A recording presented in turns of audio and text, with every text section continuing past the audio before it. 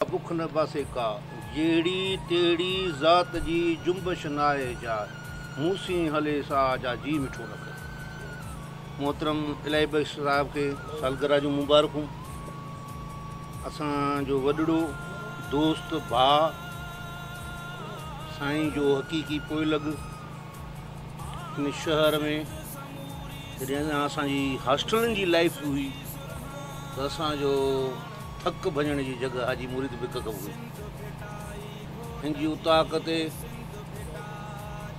आरीसर साहब खां वठी बशीर ख़ान, गुल मोहम्मद ख़ान, लीडरशिप गुलाम शाह, सिंध जा दानिश्वर सभु माण्हू ॼण त हिन जी उताक ते विच शहर में लालू खेत में वेठा हूंदा हुआसीं। हेड़नि जी हालतूं हुजनि, जंगी हालतुनि में बि साईं इलाही बख्श साहिबु वतन लाइ पाण प्रैक्टिकली माण्हुनि सां गॾु बीहणु विहणु हर शइ में क़ौम सां गॾु बीठो रहियो।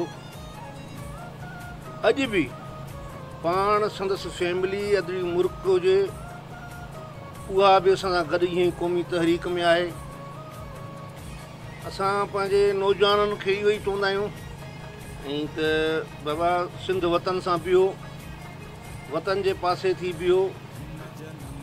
वतन असांजो ग़ुलामी जे दौर में मां गुज़रे पियो जंहिंमें असां पैदा थियूं।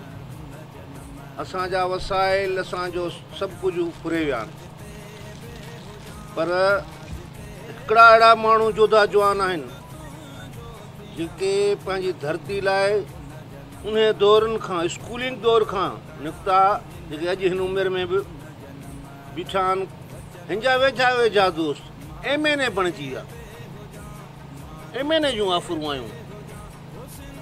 बाबा MNA ख़ालिद बलोच थी वियो, यार नंढड़े यार तूं थी, पर हिननि उन्हनि सभिनि खे ठुकराईंदो रहियो। हर उहिदे खे, हर लालच खे घरां ॾेई हणा वणा जी चइबो आहे ॾिबो आहे, उन ॾिनो हड़ा वड़ा ॾेई पंहिंजी धरती जे पासे बीठो। साईं GM सैयद गादी नशीन बि कहिड़ी दरगाह शाह मोहम्मद नाबीना दरगाह जो साईं दौरे जॾहिं सिंध में निकितो हिन खे गादी धणी कई, चई बाबा हीअ तुंहिंजो गादी जो धणी आहे, तूं पग ॿधाईंसि। इहा बि हिनजी ख़ुशि नसीबी आहे। ऐं साईं वॾे जो बि प्यारो, पर आउं सम्झां सॼी क़ौमी तहरीक इलाही बि सां प्यारु करे थी। ऐं सिंधी नौजवान अॼुकल्ह, मां कल्ह जी सालगिरह हुई, छो 17 अक्टूबर थोरी जे शहीदनि जे करे असां अरिड़हं ते कंदा आहियूं प्रोग्राम, पर मूं ॾिठो त सिंध जी कुंड कुड़छ मां क़ौमी तहरीक जे माण्हुनि, अदीबनि, शाइरनि, लेखकनि सभिनी साईं खे मुबारकबाद ॾिनो। माना इहा मञता आहे त इलाही बि असांखे, असां बि साईं जा पोइ लॻी इहो ई चाहींदा आहियूं त पंहिंजे काफ़िले में जेके असां जा पोइ लॻनि असां हिक ॿिए सां प्यारु कयूं ऐं उहे असांखे प्यारु ॾियनि। असांखे ॿियो कुझु बि इलाही बि शइ न खपंदो आहे। इलाही बि चवंदो आहे बाबा इन ई झंडे सां, इन ई सां हुजूं, इन ई सां मरूं, इन ई काफ़िले में हुजूं। छो साईं वॾो बि न आहे, आरीसर साहिब बि न आहे, बशीर ख़ान बि न आहे अॼु असां सां, पर असां उन्हनि जे छॾियल राह खे पंहिंजे नसल नए में शिफ्ट कयूं पिया।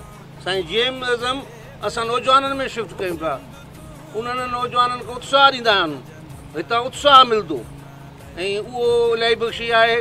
ऐं मूंखे अॼु ॾाढी ख़ुशी थी आहे त इलाही बख़्श असांजे हीअ गुज़ारिश क़बूलु कई। हालांकि डॉक्टर साहिब ऐं आसिफ़ बालादी साहिब वारा वचन हा, किन मजबूरियुनि जे करे न अची सघी ॿी संगत बि, पर असांखे इहा ख़ुशी आहे त असांजे विच में इलाही बख़्श वेठो आहे।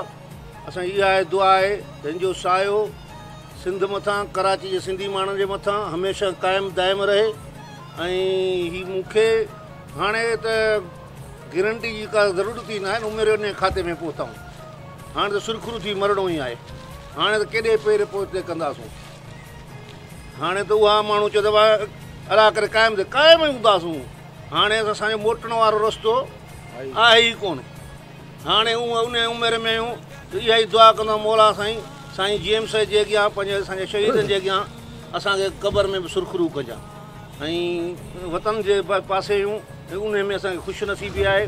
इलाही बख़्श खे वरी बि क़ौमी सलाम थो कयां ऐं मूंखे उमेदु आहे त असां गॾिजी पंहिंजे वतन लाइ जेकी प्रचार कयूं पिया अॻिते बि कंदासूं। अलाह हींअर ख़ुसूसन ॿेटनि जे मसइले ते सिंध जे मथां वार थिए त उन ॾींहुं मूंखे हीअ पंहिंजी रैली वई त हिकिड़ी कमेंट्स आहे की हीअ त कराची खां बि अॻिते निकिरी यार, कराची कीअं ॾींदा सिंधी, समुंड जे अंदरि घिड़ी त उहा शइ नथा ॾियनि, हीअ कराची वारनि खां त ख़बर हुजणु खपे हीअ कराची कीअं ॾींदा, हीअ किथे निकिरी विया आहिनि। माना असां पंहिंजी हर शइ जी हिफ़ाज़त कंदासूं वतन जी, छो जो इहो सभु कुझु समुंड दरिया ऐं मैदनी वसीला असांजा ईंदड़ बचड़नि जे फ्यूचर जा आहिनि, उन्हनि जूं अमानतूं आहिनि। असां ईअं नथा चऊं त असांजी नसल अचे असांखे चए त महाराज तव्हां सभु कुझु विञाए वेही आओ। असां उन्हनि जी बचा लाइ हर कोशिशि कंदासूं, हर जदोजहद कंदासूं, पंहिंजे फ़िक्र अदम तशदुद जे बुनियादनि ते, पंहिंजे साईं जे फ़िक्र जे बुनियाद ते सियासी क़ौमी जदोजहद जारी रखंदासूं ऐं इन ई सां त इंशाअल्लाह कामयाबी थींदी। हीउ घणो वक़्तु ग़ुलामी न हलंदी ऐं ग़ुलामी जा ज़ंजीर टुटंदा, उहो ॾींहुं परे न हूंदा त सिंधी क़ौम हिकु आज़ादु ख़ुशहाल दुनिया जे नक्शे ते आबाद क़ाइमु रहंदी। महिरबानी जी सिंध।